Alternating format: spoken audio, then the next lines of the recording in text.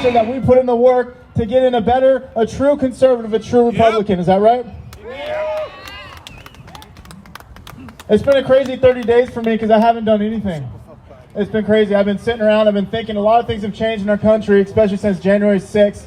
And I've been doing a lot of reflecting. I've been thinking about a lot about where we're going to go in this country. And I'm here to tell you, I don't know the plan for this country. Okay, it's tempting to get afraid. It's tempting to lose hope. But I'm here to tell you, I'm here to declare that God does have a plan, ladies and gentlemen. Yep. He does have a plan. I don't know what it is, but I'll tell you the one thing. Losing hope is not part of his plan, okay? Living a life of fear is not the plan from God. That is what the people at the top want us to be. They want us to be afraid. They want us to be afraid to go out like this, to voice our opinions, but we will not be silent. Is that right? Yeah. I'm going to talk about the capital siege here in a second because that's a lot about what's going on right here. And I want to talk about the intent that they had is to get you guys to shut up and make you afraid. This is why the FBI is going around across the entire country knocking on everyone's doors. But they didn't do anything when they're riding in Portland. They didn't do anything when they're riding in Seattle. They didn't do anything when they're riding in all these far left cities across this entire country. They didn't do a damn thing. But we will not fall for it, ladies and gentlemen. We are not criminals. We are not terrorists. We are here to fight for the Constitution. That is it. Bigger than Trump. I want you to think about this. They are not going after Trump, ladies and gentlemen. They're going after you. Period. That is it. They don't care if you support the man, President Trump, because men live and die. Okay? They come and they go. What they're afraid of is the movement that Trump had started. That's what they're afraid of. They want to end this movement, including the establishment and the Republican Party, including Jaime. Okay? I want you to think about this. What they want to do is they're afraid of the symbol that Trump had created. Okay? He is a symbol. Symbols are very powerful. Okay? And there's a lot of things that Trump represent. A lot. There's one thing though. There's one thing, and I don't hear about this enough. God bless you. God bless you. Did he lose? No. Very important, but there's one thing that represents Trump. That symbol is anti-establishment. Okay? Anti-establishment. He came in to destroy the system like a wrecking ball. Okay? I want you to think about the word establishment. It's what is established. Okay? It is the foundation to this country. Ladies and gentlemen, the establishment in our country is corrupt. It is not working for the people. So we all need to be anti-establishment. Each and every single one of you. Is that right? The other reason why they went after him is they're trying to attack your free speech. They're trying to say that someone as powerful as the President of the United States who gives a speech, right, that's completely protected under the Constitution, they want to convict him because of the actions of a few, okay? That is an attack on free speech in the United States Constitution. The Republicans want to go back to the way it was before we hijacked the party. Do you understand that? They want to go back to how it was before, when the few can instill what they want on the rest of the population. They want to go back to how it was before, when our voices did not matter, right? When we stayed in our houses, when we did not rally, when we did not go out and vote. They want to go back to how it was. I want to explain something to you. The establishment in the Republican Party is no different than the Democrats. Do you guys agree with that? In fact, they are a bigger threat, okay? Because they run around and they pretend to be conservatives like Jaime, but at the end of the day, if you look at her voting record, she's never been conservative. She never has, she never will be, okay? And so the thing is these Republicans, Trump is a threat to these Republicans in the establishment. Do you understand that? Because, like I said, he did create an insurrection of the Republican Party, okay? We went in there and took it over, and they saw the Capitol as an opportunity, the Capitol siege as an opportunity. The Republicans saw that as an opportunity. And they saw that as an opportunity not after it happened, but before it happened. They knew that there was a threat going up to that day. They knew it.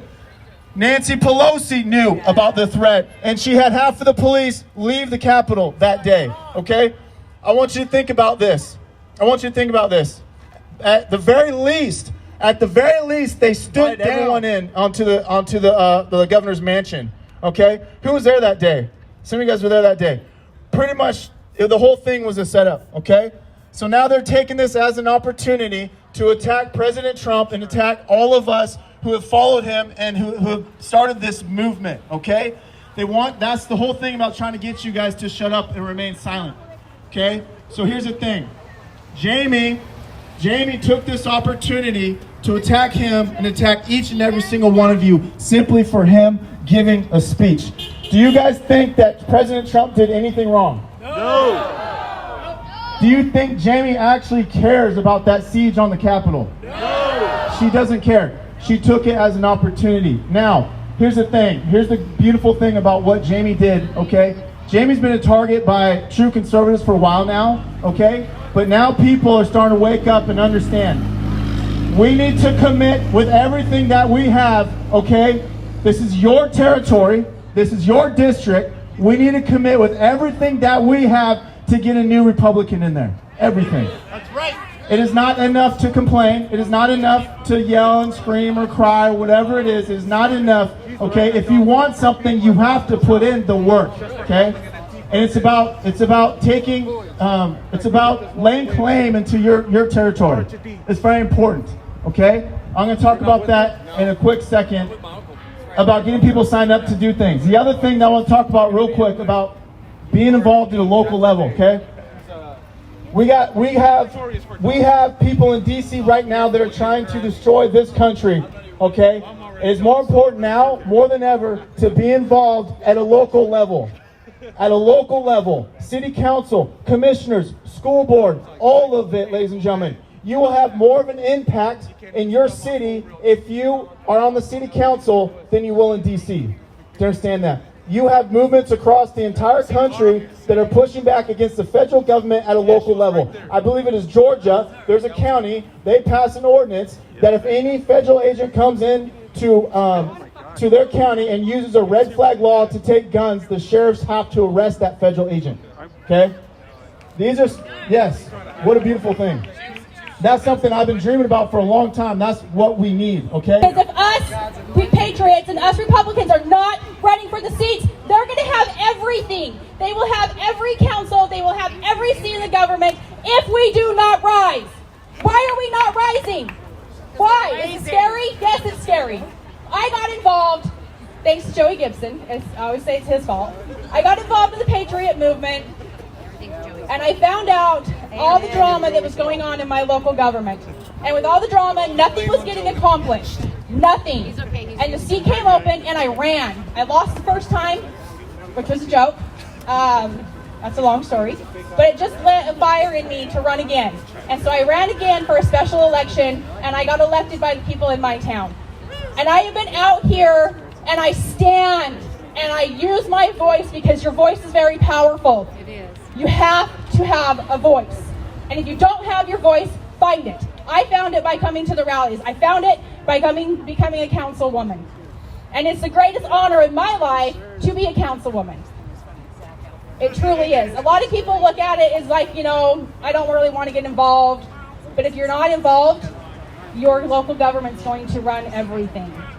So find out when your council meetings are. Sometimes the meetings last an hour. We just got done with budget season. Does anybody have any idea of what your local government is spending your money on? No. Anybody? She's back. That's scary. That's very scary. You guys have got to get involved. I don't know if anybody from the Apple is here with me, but we went down to one meeting a month because of the virus. We were 2 meetings a month. Get involved. Run. If you guys need support, if you don't know how to get involved, come and talk to me. I'm more than happy to give anybody support, but use your voice.